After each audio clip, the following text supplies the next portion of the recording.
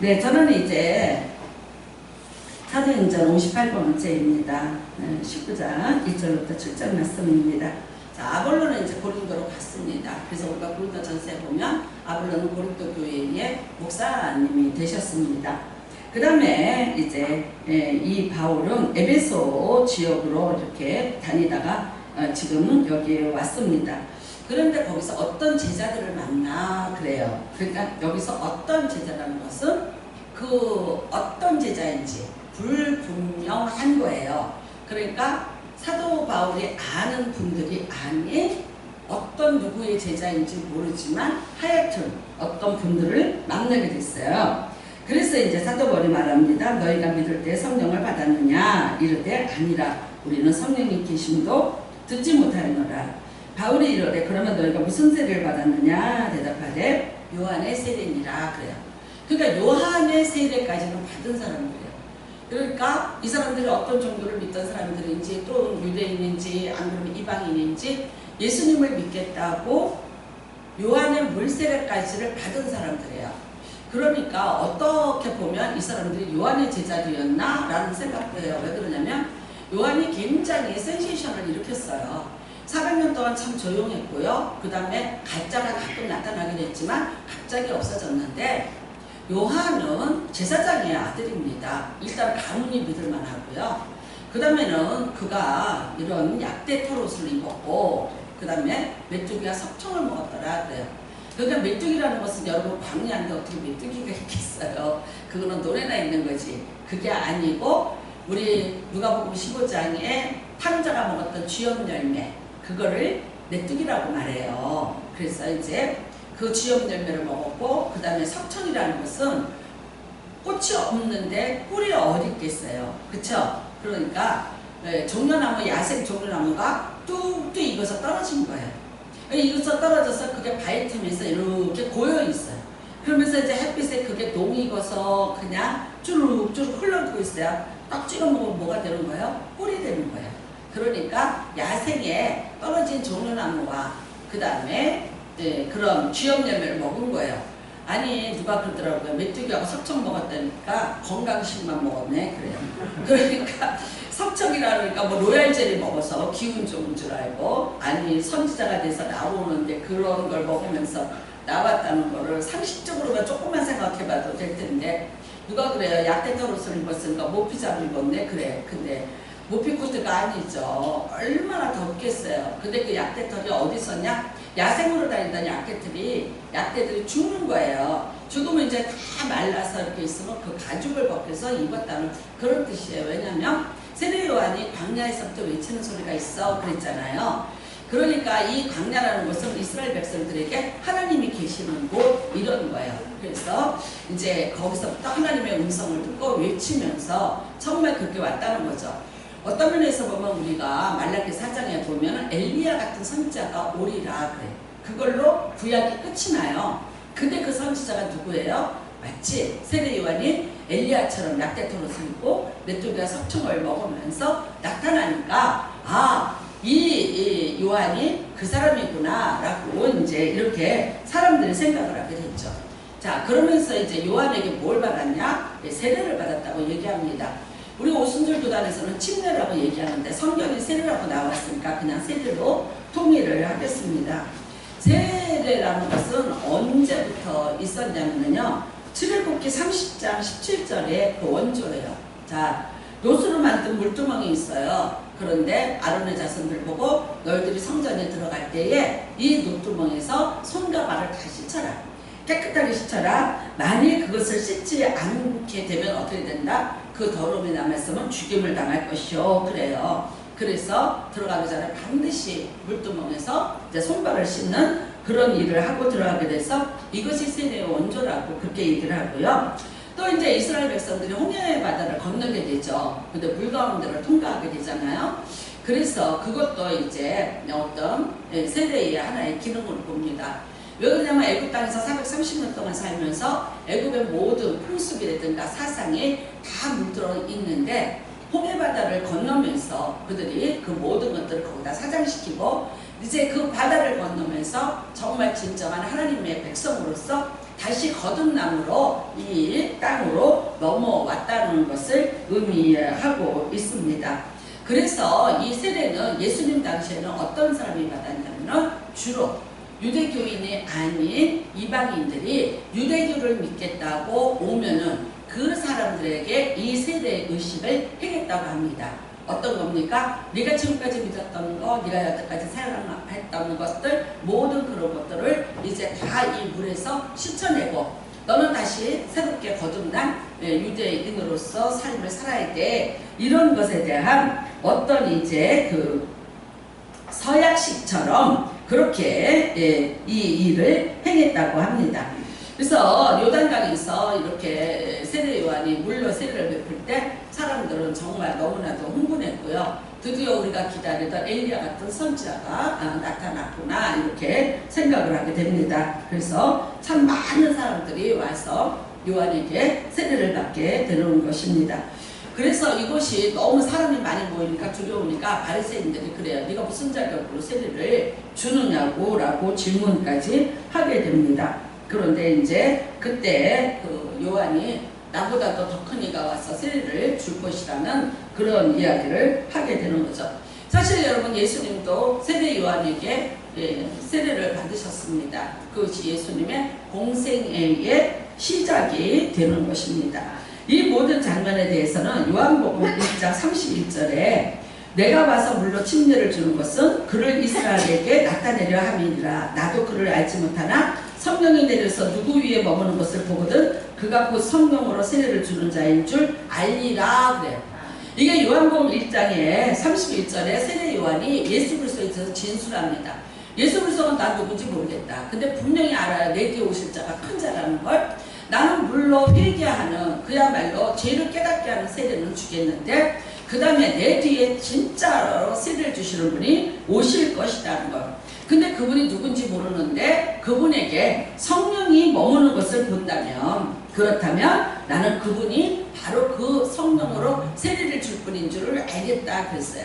그랬는데 거기서 예수님이 나오셔서 세례를 받으셨고 여러분이 잘 알다시피 삼위일체가 다 같이 그 자리에 임하게 되십니다. 하나님은 이는 내 사랑하는 아들이여 내 기뻐하는 자라 말씀하셨고요. 성자 예수 그리스도는 그 자리에 있고요. 성령께서는 비둘기같이 성자 위에 임하여 주셔서 이제 삼위일체가 함께 하시고 그 다음에 성령으로 세례를 받으시는 것을 그리고 성령으로 세례를 줄 자인 것을 세례 요한이 알게 하시고 그 다음에 이제 내가 나보다 큰 자를 이렇게 만났다고 그리고 그 모든 자기가 지금까지 해온 모든 것들을 예수님에게 다 돌려드리는 것을 우리가 볼 수 있습니다.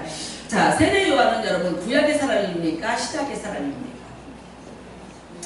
여러분은 신약에 써 있으니까 신약의 사람인 줄 알아요. 아닙니다. 세례 요한은 구약의 사람입니다. 구약의 마침표입니다. 신약의 기준은 누굽니까? 예수 그리스도. 예수님으로부터 신약이 시작되는 거예요. 그러니까 예수님보다 먼저 태어났던 세례 요한은 구약의 마지막 선지자가 되는 거죠. 교차하는 거예요. 지금 이 자리에서 성령 신약과 구약이 이제 구약은 끝나고 신약이 시작되는 그 자리가 어디냐? 예수님이 세례 받으시던 바로 그 자리가 되는 겁니다. 그래서 세례 요한은 율법 시대의 사람입니다. 세례 요한이 세례를 준 거는 뭐 하라고 주는 거예요? 죄를 깨달으라는 거죠. 그래서 뭐라고 얘기해요? 회개하라. 회개하라. 천국이 가까워. 회개하라를 외쳤어요. 이스라엘 백성들이 짓고 있는 모든 죄로부터 회개하고 돌이켜내는 거예요. 그런데 회개까지는 되는데 그 다음에 그들을 구원할 수 있는 능력은 있느냐? 그거는 없다는 거죠. 그거는 전적으로 누가 하는 거예요? 예수 그리스도가 하시는 거예요. 그러니까 뭐라고 합니까? 내 뒤에 오실 자가 큰 자라고 얘기합니다. 나는 여기까지 죄를 깨닫게 하는 세례까지만 줬는데 그 다음에 너희를 완전한 구원에 이르게 하고 영생을 줄 수 있는 분은 누구냐? 그분은 바로 예수 그리스도예요. 그러니까 그분이 주시는 세례를 받으라고 말하는 거예요. 그래서 여러분 우리가 마태복음 3장 11절에 보면 이런 말씀이 있습니다. 나는 너희를 회개하기 위하여 물로 세례를 베풀거니와 내 뒤에 오시는 이는 나보다 능력이 많으시니 나는 그의 신을 들기도 감당하지 못하겠노라. 그 다음에 그는 성령과 불로 너희에게 세례를 베푸실 것이요 손에 키를 들고 자기의 타작마당을 정하게 하사 알곡은 곳간에 쭉정이는 꺼지지 않는 불에 태우시리라. 예수님이 오십니다. 예수님이 세례를 주십니다. 성령으로 세례를 주시는 거예요. 근데 여러분 이것은요 믿는 자와 믿지 않는 자 불은 뭡니까? 항상 심판을 말하고 있습니다. 자, 성령과 불로 세례를 주신다는 건 뭐냐면요, 자, 내가 성령이 임해서 예수 그리스도를 믿습니다. 그러면 어떻게 되는 거예요? 제사함을 받고 영생을 얻는 거예요. 그럼에도 불구하고 나는 예수 그리스도를 믿지 않고 받아들이지 않겠다는 건 어떻게 해요? 불로 세례를 받게 되는 거예요. 그러면 그 사람은 심판에 이제 이르게 된다는 것을 의미하고 있는 것입니다. 그러므로 예수의 구원을 받아들이는 것은 심판을 명케 되는 거죠. 그래서 여러분 요한은 죄를 깨닫는 율법의 마침표이고 예수는 전적인 영생을 주시는 구원을 주시는 분이 바로 예수님이시고, 그래서 그 예수님이 세례를 베푸시는 것은 하나님의 영으로 우리에게 세례를 베풀어 주시는 거예요. 갈라디아서 3장 26절에 너희가 다 믿음으로 말미암아 그리스도 예수 안에서 하나님의 아들이 되었으니 누구든지 그리스도와 합하기 위하여 세례를 받은 자는 그리스도로 옷 입었느니라. 여러분과 제가 다 예수의 이름으로 세례를 받았습니다. 아멘. 예, 예수님을 믿습니다. 그 안에서 우리가 다 세례를 받았습니다. 그건 무슨 뜻입니까? 그리스도와 연합하기 위해서 우리가 세례를 받았다는 거죠. 자, 이제 결혼식이라는 게 참 중요한 거예요. 뭐 사실은 부부 인정받고 있습니다. 그러나 사회적으로 어떤 면에서는 또 인정이 되지 않고 있어요. 요즘에 뭐 이렇게 49명밖에 못 모인다 그래서 우리 혜리도 뭐 연기하고 이러고 있지만, 그래도 모든 사람들 앞에서 내가 부부가 되었습니다. 이런 선언식을 하는 거죠. 모든 이제 언약을 맺고 그 언약을 많은 사람을 증인으로 세우고 선포를 하는 거, 이게 결혼식 아닙니까? 마찬가지입니다. 세례도 우리가 하나님의 자녀가 되었습니다. 예수 그리스도를 나의 구주로 영접합니다. 예수 그리스도를 통해서 내 모든 허물과 죄는 사함 받습니다. 이것을 고백하는 거죠. 그러니까 여러분 세례 요한은 구약의 마침은 뭐예요? 회개하라. 천국이 가까웠다. 예수님은 뭐라고 외쳤습니까? 천국이 가까웠으니 회개하라. 그러니까 이게 너무나 다른 거예요. 여러분 이게 그냥 말장난 같고 뭐 앞뒤만 바뀐 거예요. 아니죠. 세례 요한은 회개하라. 회개하라. 누가 온다? 천국. 예수 그리스도가 온다는 거예요. 그런데 그분이 하실 일은 너무나도 신명막측하고 너무나도 큰일이에요. 즉 뭐예요? 제사함과 구원과 영생이에요. 근데 본인은요, 죄를 깨닫게 하는 것까지밖에는 해줄 수가 없다는 거예요. 그래서 예수님이 말씀하셨어요. 천국이 가까웠으니 회개하라. 이거는 뭡니까? 너희들이 내가 왔으니, 내가 너희들에게 영생을 주려고 왔으니 나한테 오는데, 그런데 뭘 해라? 회개는 하라는 거예요. 너희들이 죄인임을 인정하고 그 죄사함의 은혜를 구하라는 거예요. 그러면 어떻게 된다? 죄사함을 받을 수 있다는 거예요. 요한복음 3장 16절에 여러분, 하나님이 세상을 이처럼 사랑하사 독생자를 주셨어요. 누구든지 저를 믿는 자는 멸망치 않고 영생을 얻게 하려 하는 거예요. 이 영생을 얻는 하나의 의식이 뭡니까? 이게 세례라는 말이에요. 그래서 우리는 갈라디아서 3장 26절을 보면 다 이거를 아주 더 정확하게 그렇게 표현하는 거예요. 너희가 다 믿음으로 말미암아 그리스도 예수 안에서 하나님의 아들이 되었으니 누구든지 그리스도와 합하기 위하여 세례를 받은 자는 그리스도로 옷 입었느니라. 여러분과 제가 세례를 받았는데 예수님 안에서 예수님을 믿는 믿음으로 세례를 받았어요. 그렇다면 어떻게 해야 됩니까? 우리가 그리스도와 연합이 됐다는 것입니다. 여러분 영생이라는 건 뭐냐면요, 오래 산다 그런 의미가 아니에요. 하나님의 생명 그런 뜻이에요. 조회. 그러니까 우리가 이 땅에서 용함된 생명을 사는데, 우리가 예수 그리스도를 믿음으로 말미암아 받는 영생이라는 것은 내 생명이 아닌 예수의 생명, 신적 생명을 가지고 살아갈 수 있게 된다는 거예요. 그러니까 어떻게 해요? 살아도 살고 죽어도 살고 영원히 사는 그 은혜를 우리가 누릴 수 있게 됐다는 거예요. 이게 얼마나 귀한 것입니까? 근데 이걸 뭘 통해서요? 예수 그리스도가 베푸시는 성령의 세례를 통해서 이 일이 우리에게 이루어진다고 말합니다. 그래서 5절에 그들이 듣고 주 예수의 이름으로 세례를 받으니 바울이 그들에게 안수하며 성령이 그들에게 임하심으로 방언도 하고 예언도 하니 그래요. 여러분 이게 어디냐? 에베소입니다. 우리는 고넬료가 성령 받은 걸 압니다. 사도행전 2장에 마가의 다락방 예루살렘에서 성령이 임했고요. 그 다음에 이제 사도행전 10장 딱 10년 후에 고넬료 이방인의 집에서 받았습니다. 그래도 거기가 어디입니까? 유대 땅 안에 있는 곳입니다. 그런데 지금 에베소라는 것은 전혀 이방인의 땅이죠. 너무 멀리 떨어진 땅이에요. 그럼에도 불구하고 거기서 하나님을 믿는 자들, 그 다음에 예수 그리스도를 통해서 자기가 구원받았음을 확인하는 자들, 그리고 이 성령의 세례의 예식을 행하는 자들에게는 똑같은 성령의 역사하심이 2장, 10장, 19장에 임하게 된다는 것입니다. 네, 여러분 이것에 대해서 우리는 굉장한 오해를 가지고 있었어요. 자, 여기에 뭐가 있냐면 방언도 하고 그 다음에 예언도 하니 그래요. 그러니까 여기에다만 주목을 하는 거예요. 근데 놀랍게도 이 세 가지의 성령의 역사 중에 꼭 나타나는 게 뭐냐? 방언이라는 게 나타나요. 그러니까 우리 오순절 교단에서는 뭐라 그러냐? 방언을 못하면 안 된다는 거. 아닙니다. 전혀 아닙니다. 여러분 그런 표적으로 우리가 성령 받은 것을 말할 수 있나요? 1,000마디의 방언을 말할지라도 사랑이 없으면 울리는 꽹과리 같다는 사람. 여러분 1,000,000마디의 방언을 할지라도 그 방언이 하나님 뜻과 무관하고 내가 삶에서 예수 그리스도를 증언할 수 없는 것이라면 그거는 허공에 메아리치는 울림밖에 되지 않습니다. 물론 방언의 은사 좋습니다. 받으시면 참 좋습니다.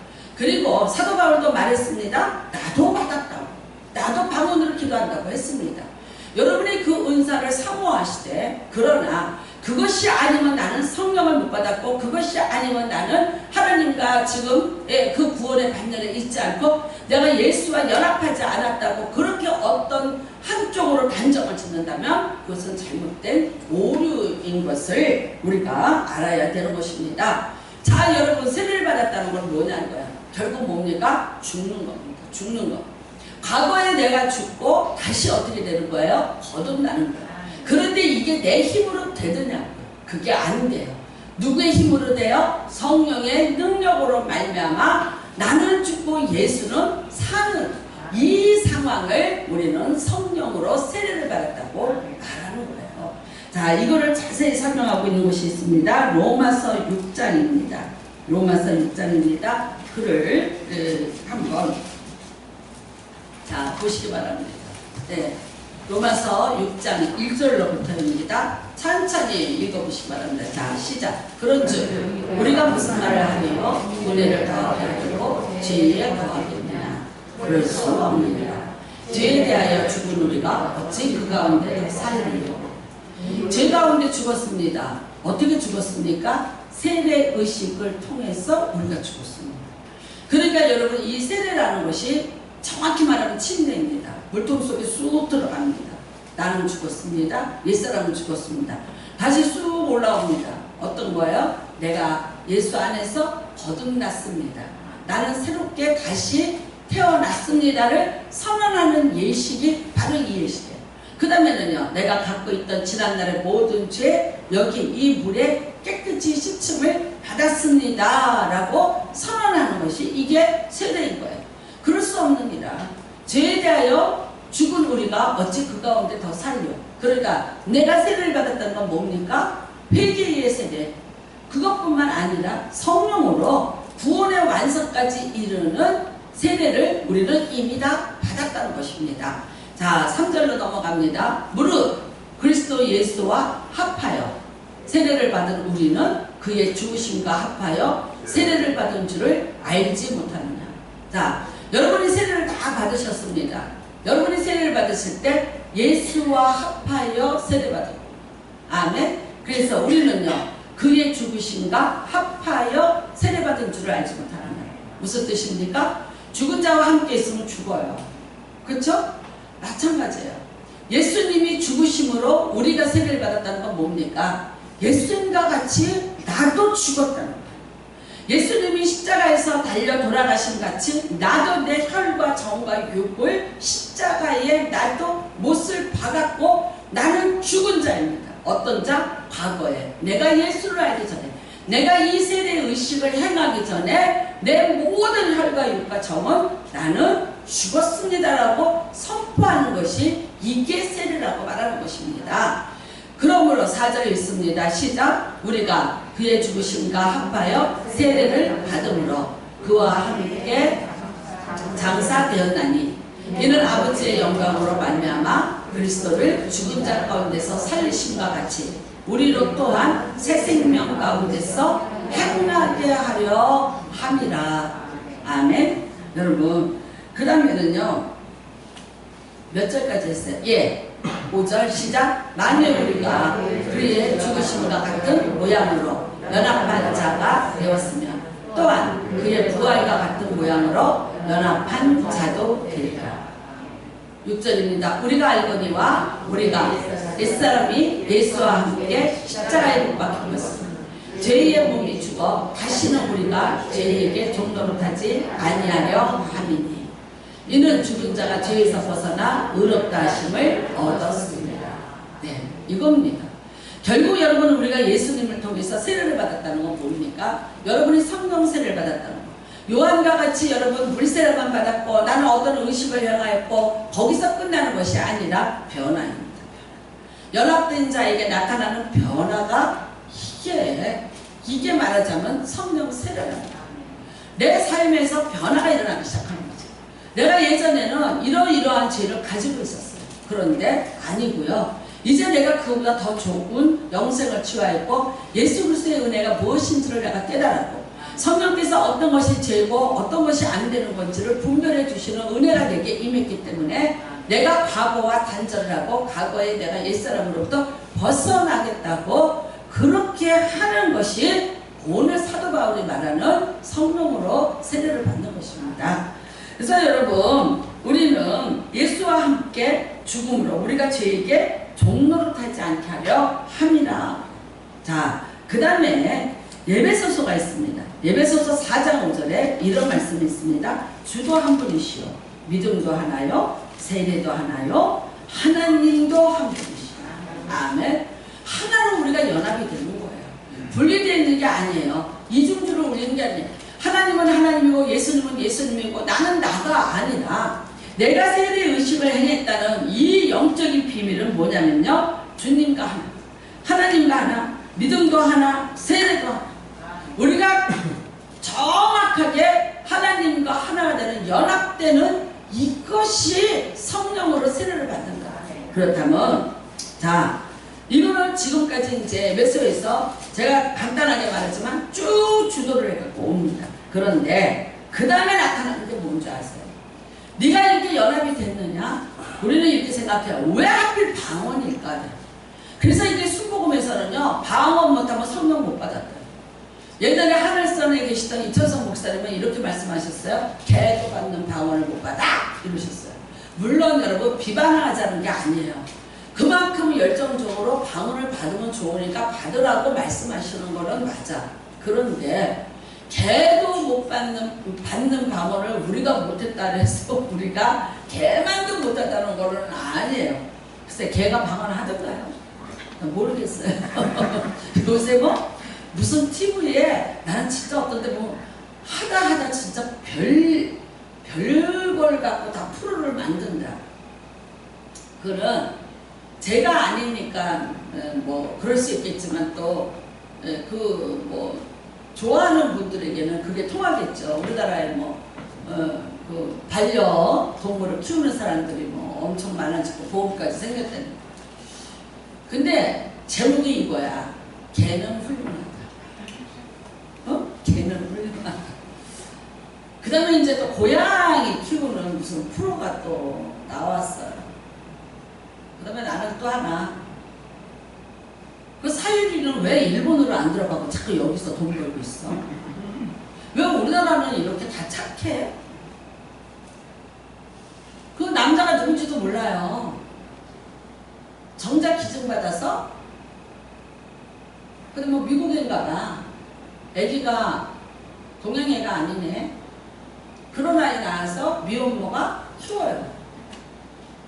이거요, 하나님의 창조의 질서를 무너뜨리는 거거든요. 한 남자와 한 여자가 만나서 이 아이를 낳아야 되는데 그냥 정자냉동이 되어 있는 거 갖다가 누군지를 전혀 그 신분을 알 수 없는 그런 아이를 뱃속에다 넣고 기계적으로 해서 애를 낳고 키우는데 이게 이게 TV에 그냥 한 주에 한 번씩 나오나 봐. 참 있죠. 쟤는 왜 일본을 안 가고 여기다? 왜 우리나라는 이렇게 일본에게 굴욕을 당하면서도 저런 거 빨리 안 치워주나 싶기도 하고, 저는 조금 그것에 대해서 조금 그래. 자, 여러분 훌륭해요 걔가. 글쎄, 근데 자, 이 4장에 에베소 4장 5절에 진압을 한 다음에 무슨 이야기가 나오냐면 언어의 변화에 대해서. 여러분이 한번 에베소서를 한번 펴보세요. 네, 에베소서를 왜 하필이면 방언이었을까 한번 생각해보세요. 응? 여러분, 방언이라는 건 뭐예요? 하나님의 언어예요. 하나님의 언어.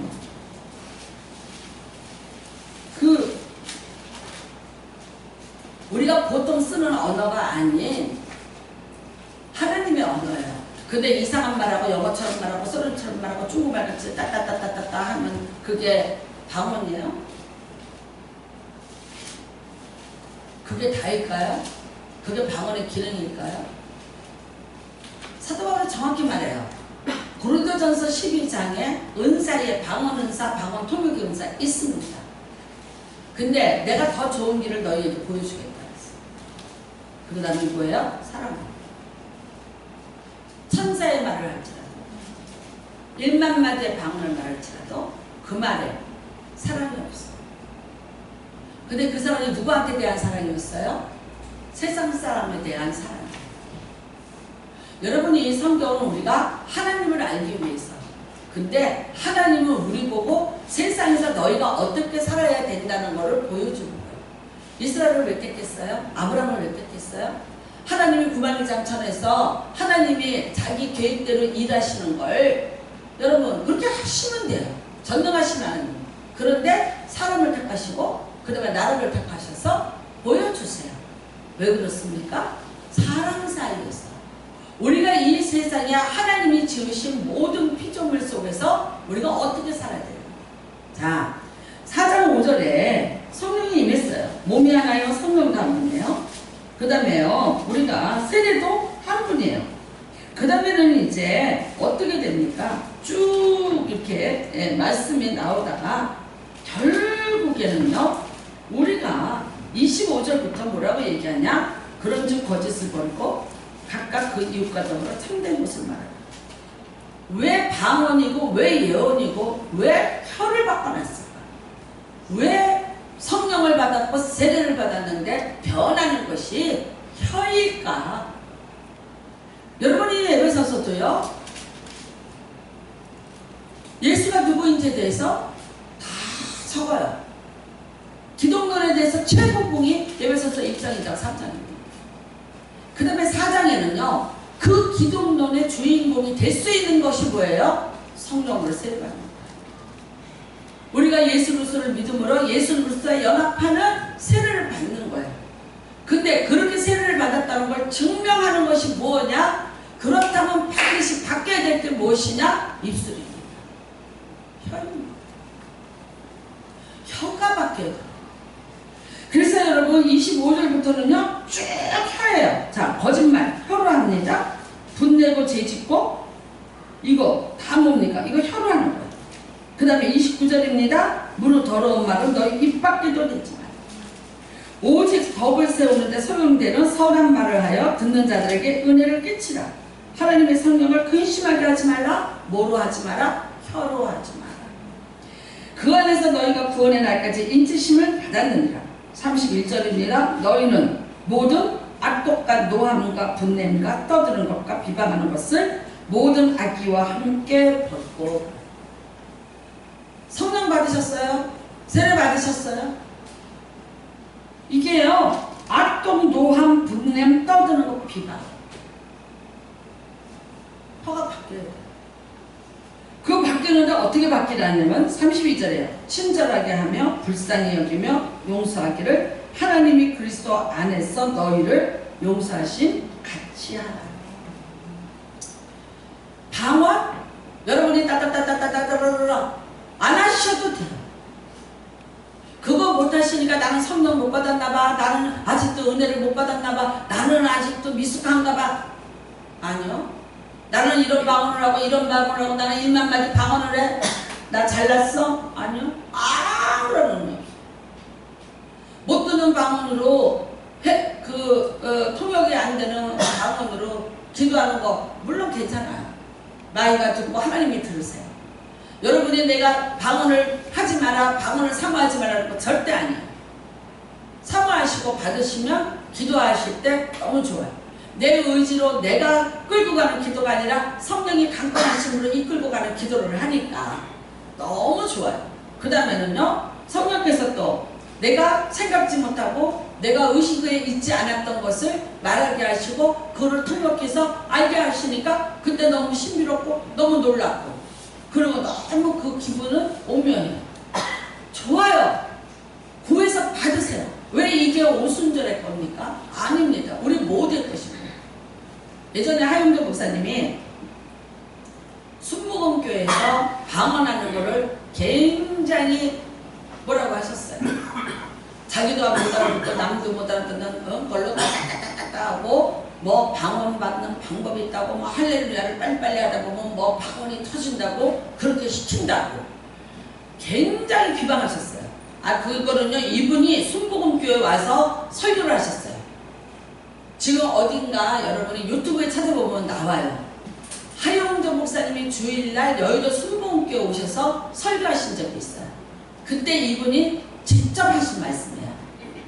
그랬는데 본인이 간암이 됐어요.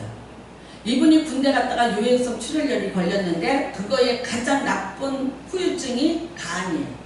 결국 간염, 간경화가 돼서 간암이 되셨어요. 그래서 1년 동안 교회에 휴식을 하시고 하와이에 가서 열방대학이라는 곳에 거기에 들어가신 거예요. 근데 거기에서 이분이 방언을 받으셨어요. 신비로웠대요. 정말. 그리고 방언으로 기도를 하면서 이분이 너무 황홀했고 흥분했고 너무 또 다른 어떤 믿음의 영적인 세계를 이분이 맛보게 된 거예요. 그 다음부터 어떻게 됐어요? 방언에 찬미가 받으셨어요. 그 오셔서 뭐라냐면 내가 예전에 그랬습니다. 여러분들 흉내내고 그랬습니다. 근데 지금 나는 방언으로 기도하는 사람입니다. 여러분 방언으로 기도를 하지 말라는 게 아니에요. 그거를 거부하고 그거를 이상하게 생각하시면 여러분은 절대 안 돼요. 근데 문제는 뭐냐? 그것과 내가 삶에서 쓰는 용어가 같냐 틀리냐. 우리는 여러분 너무 하나님과 분리되어 있어요. 근데 내가 하나님을 믿는다는 게 그렇게 어려운 거예요? 그렇게 먼 얘기예요? 그렇게 이상한 신의 세계에서 우리가 왔다 갔다 하는 걸? 아니요. 하나님은 우리에게 그게 아니라 내 삶 속에서 내가 있는 곳에 초막이나 궁궐이나 내 주 예수 모신 것은 그 어디나 하늘나라. 거기에서 네가 하늘의 언어로 대화를 하라는 거야. 예수님이 쓰시는 언어로 대화를 하라는 거야. 그 대화를 할 때 어떻게 해요? 친절하게, 불쌍하게, 용서하게. 저는 금요일날 여러분에게 잠깐 말씀을 드렸었어요. 목요일마다 EBS에서 파란만장이라는 프로그램. 정말 이 세상에서 파란만장한 일들을 겪은 분들이 나오십니다. 그리고 그분들이 어떻게 그곳에서 탈출하게 됐는지, 어떻게 치유하셨는지를 얘기해요. 근데 이번에는요, 23년짜리 알코올 중독자. 그러니까 이분은 이미 알코올 중독자가 돼서 결혼을 하신 거예요. 그러니까 그 23년도 더 된 거예요. 근데 엄마가 어느 대학에 들어갔으면 좋겠다고 그렇게 바라셔서 공부를 열심히 했고 그 대학에 합격증을 받는 그날 엄마가 심장마비로 자기 앞에서 돌아가셨어요. 그 다음부터 자기는 인생을 살아야 될 대상이 없어졌고 누구를 위해서 살아야 된다는 목표가 사라졌어요. 그리고 그 충격을 못 이겨서 결국 술을 대기 시작했어요. 알코올 중독인 채로 결혼을 했습니다. 그리고 두 아들을 낳았습니다. 한 번도 두 아들에게 아버지 노릇을 해준 적이 없고 돈을 벌어서 갖다 준 적이 없어요. 근데 그 아내가 그 남편을 버리지 않았어요. 4번을 철장에 갇히게 만드는 곳으로 실려갔답니다. 왜? 술을 먹고 난동을 피고 도저히 식구들이 살 수 없으니까 신고를 하고 그 다음에 데리고 가서 가둬놓는 거죠.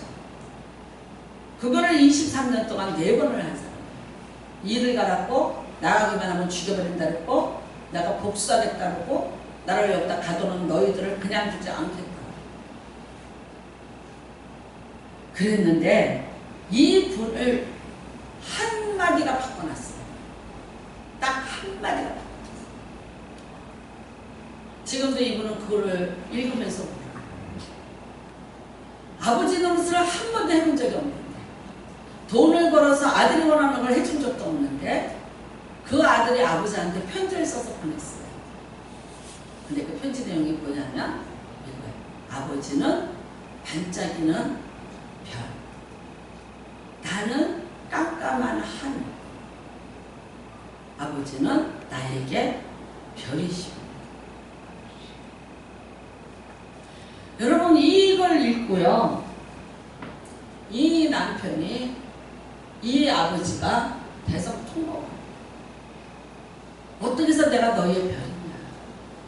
네가 내 별이지.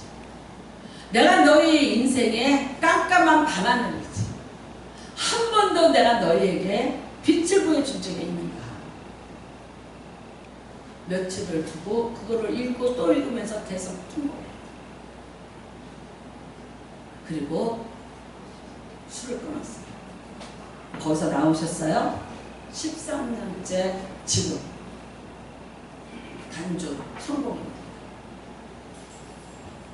이분은 재밌는 분이에요. 오히려 자기가요 알코올 카페를 만들었어요. 하나는 내가 이걸 보면서도 이겨낸다는 자기와의 싸움을 증명하기 위해서. 두 번째는 결국 자기 같은 알코올릭들이 오더라는 거지. 그 사람들에게 자기를 보여주면서 상담을 해주고 이끌어주기 위해서. 근데 수많은 사람들이 또다시 알코올이 된 것이 비난과 책망과 비웃음과 이런 모든 것. 다시 먹게 만들었고 다시 들어가게 만들었고 원한을 맺히게 만들었고 복수하겠다고 일을 알게 만드는 것이 됐더라고요. 근데 23살 먹은 아들이 군대에서 보낸 그 말 한마디가 이 아버지의 인생을 완전히 약으로도 할 수 없었고 상담으로도 할 수 없었고 어떤 가치물이도 될 수 없었던 것을 아들의 말 한마디. 그 다음에 지금도 자기는 그 아들의 약속을 지키고 아들에게 별이 되기 위해서 지금도 참고 견뎌내고 있습니다. 지금은 뭐 하십니까? 서울시 특별시의 청소부 당당하게 제가 지금 일하고 있습니다. 여러분 모든 사람이 다 박수를 쳤어요. 그리고 거기에 상담을 하시는 분이 그래요. 가족의 병이다. 그런데 그 가족이 이렇게 품고 이렇게 사랑하고 이렇게 안아주면 이렇게 될 수 있다. 대단하시다고 박수를 치는 그런 장면을 봤습니다. 여러분 방언을 하고 예언을 하기를 원하세요? 어떤 걸 원하세요? 그게 은사로 여러분에게 임하셔서 뭐 뚝딱뚝딱 하시기를 원하세요? 아니요. 여러분 다 방언하세요. 여러분의 언어가 천국말로 바뀌면 방언해요. 비난하지 마세요. 흉보지 마세요. 책망하지 마세요. 분노하지 마세요. 악한 말 뱉지 마세요. 누추한 말 쓰지 마세요. 예수 그리스도와 연합했습니다. 저 사람이 쓰는 언어를 보면 저 사람이 어떤 사람인가를 알 수 있어요. 그 사람의 직업이 나타났고요. 그 사람의 종교가 나타날 수 있고요. 그 사람의 인격이 나타날 수 있고요. 그 사람의 정체성이 다 드러나는 수치예요. 잠언은 우리가 어떻게 살아야 되는가에 대해서 돼 있는데 여러분 말에 대한 분량이 제일 많아요. 말을 은혜스러운 말은 은쟁반에 흐르는 옥구슬같이 옵니다. 때로는 여러분 우리의 말 한마디가 사람에게 가슴을 후벼파기도 하고 상처를 줄 수도 있고 그 다음에는요 그 사람으로 하여금 일생이 그 말에 주눅이 들어 살게 되고 그 말 때문에 자기의 자신감을 잃어버릴 수도 있어요. 그런데 어쩌면 한마디의 위로가 다시 일어나기도 만들 수 있고 살아서 내가 다시 회복을 할 수 있는 힘이 될 수도 있고 내가 살아갈 수 있는 존재임을 다시 깨닫게 만들 수도 있더라는 거예요. 살리는 언어가 있고 죽이는 언어가 있어요. 여러분 우리는 말합니다. 이거를 그냥 보편적으로 긍정적인 언어와 부정적인 언어라고 그렇게 얘기합니다. 부정적인 사람과 얘기를 하면 머리가 복잡해져요. 가슴이 답답해져요. 그 다음에 짜증나요. 시간이 아까워. 왠지 아세요? 그 사람이 말하는 것만큼 나도 이 안에 상처 있어요. 빙산처럼 나도 분노가 있고 나도 아픔이 있어요. 근데 나는 이거를 누르고 살아요. 이거를 다 수면 밑으로 내리고 사는데 누가 얘기를 해요. 그러면 스물스물 어떻게 올라와요? 내 안에 상처도 올라오고 내 안에 분노도 올라오고 내 안에 아픔도 다시 그 상처기에 피 흘림이 다시 재현된다. 그러니까 싫어요. 뒤돌아보기 싫어요. 그 과거로 돌아가기 싫어요. 그러니까 듣고 싶지 않아요. 근데 여러분 내가 상처를 가지고 아파요. 내가 부족하고 모자라는 거 있어요. 그럼에도 불구하고 격려해줘.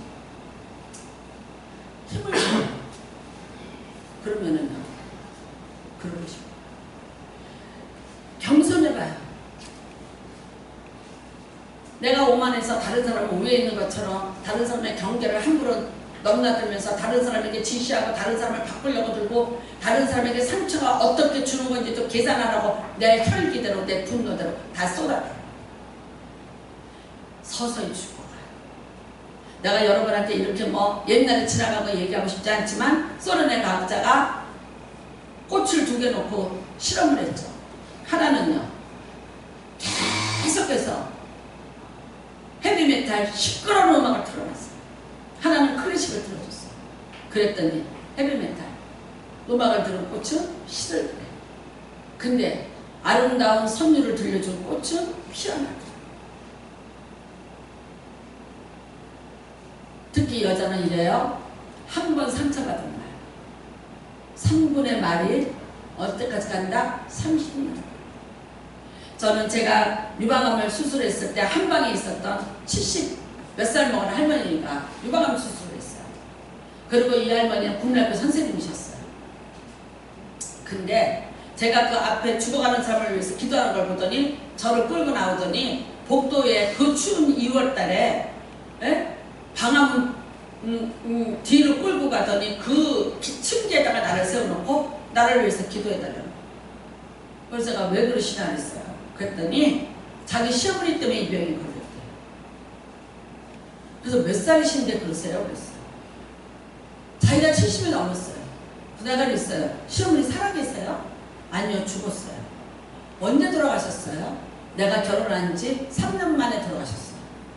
아니 근데 지금 내가 70 몇 살이 됐는데 결혼을 하고 3년밖에 안 사는 시어머니가 어떻게 자기를 지금 유방암에 걸리게 했다고 이 선생님이 얘기를 하냐고요. 무식한 할머니가 아니라 지금까지 아이를 가르쳤던 국내학교 선생님이에요. 저는 너무 충격을 받아서 어이가 없었어요. 정말 제 속으로는 이런 생각 들었어요. 참 못되고 없다. 그런데 이 할머니는 3년 동안 시어머니한테 받았던 그 상처들이 치유가 하나도 안 돼요. 교회 다니세요? 얼마 전부터 딸이 교회 다니자고 그래서 교회 등록을 하고 다닌 지가 한 2년 됐대요. 그래서 제가 그랬어요. 예수님은 어머니의 죄를 용서하셨고 예수를 믿는다는 것은 내 죄를 용서받으려고 그것을 그것을 내가 죄인임을 인정해야 예수가 있는 것이고 내가 제사함을 위해서는 예수를 믿어야만 되기 때문에 예수를 믿는 거다. 그렇다면 용서하시라. 예수를 믿고 교회를 가는 것은 내가 어쩔 수 없는 나의 죄를 사해 주시는 분이 십자가에 달리신 분이 계시다. 그렇다면 나도 그 죄를 용서해야지만 이것이 완성이 된다. 제가 목에 걸려있는 십자가를 가리키면서 말씀하세요.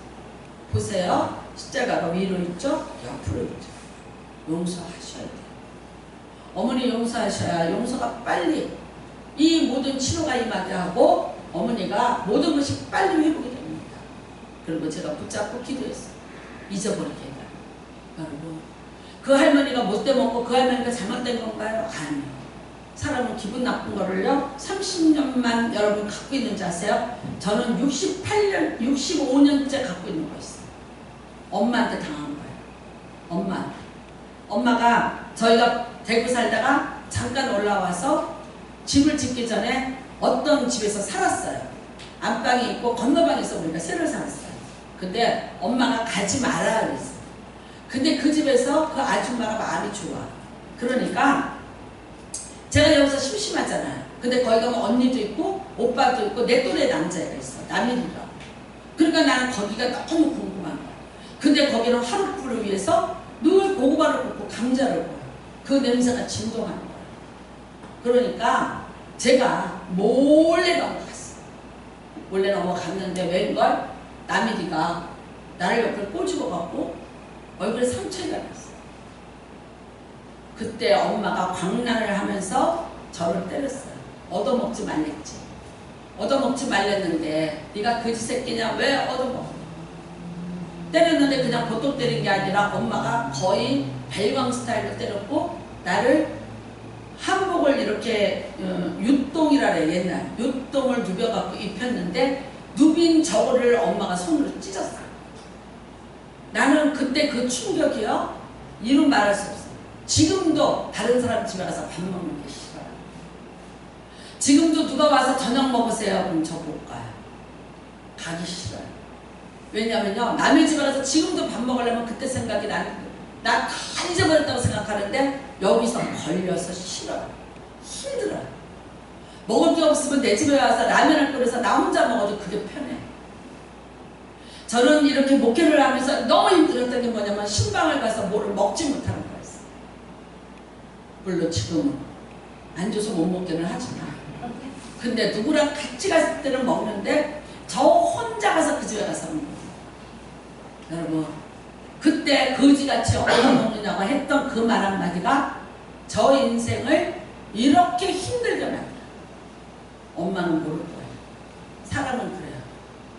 여러분 어떤 말이 나에게 상처가 됐는지 어떤 말이 고통이 됐는지 알지 못해요. 그리고 상대가 그것 때문에 왜 비명을 질러대는지 왜 아프다고 하는지 거기에 대해서 귀를 막고 살아요.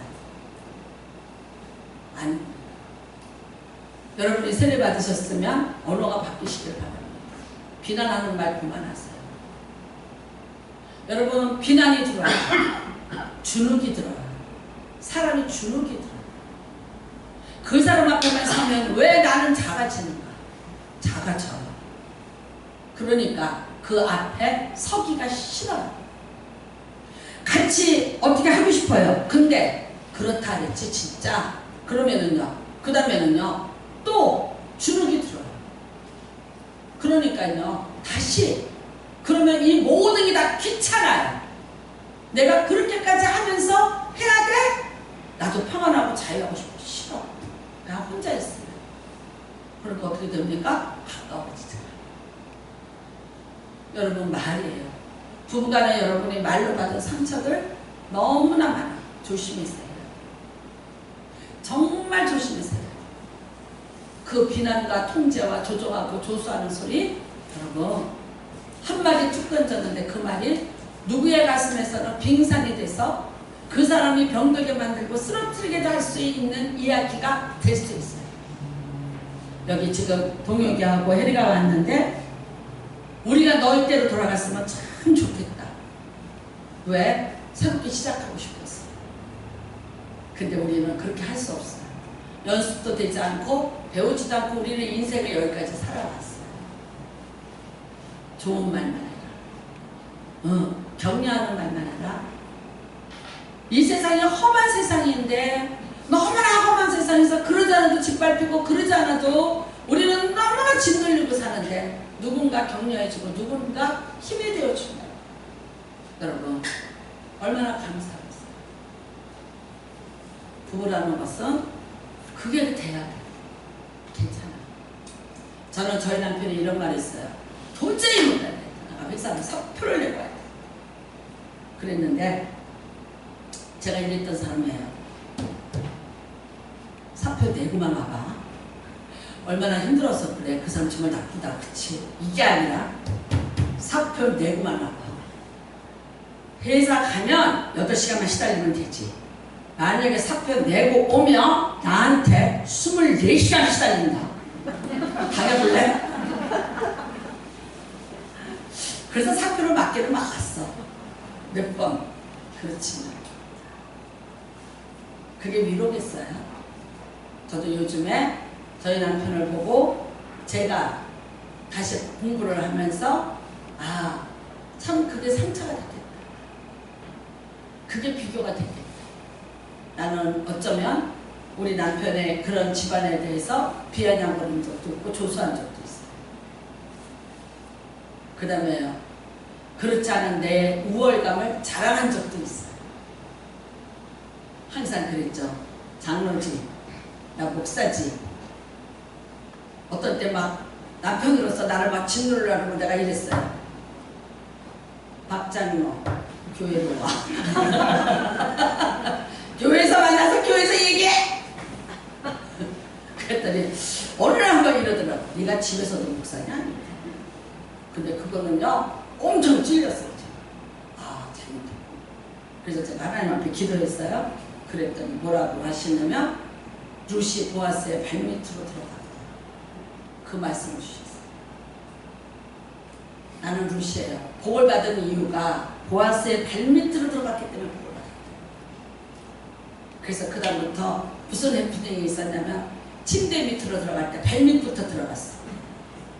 자, 루시 들어갑니다. 보았으니. 그러면서 발밑부터 들어가 쇼를 했어요. 왜냐면 어떻게 해요?